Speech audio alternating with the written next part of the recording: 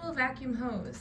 My pool vacuum hose keeps getting pulled toward the skimmer when it's passing by, and then it stays there and can't pull away to get to other areas of the pool.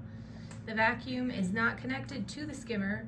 It has its own suction hole in the side wall of the pool.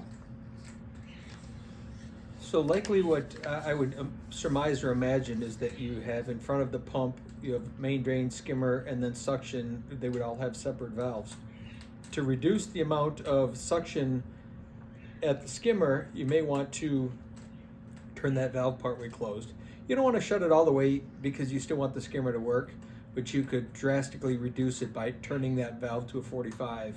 And again, you're going to get less water being drawn through there, more through the main drain and through your suction line. If that increases too much to your suction line, you may have to throttle that suction line valve partway closed as well.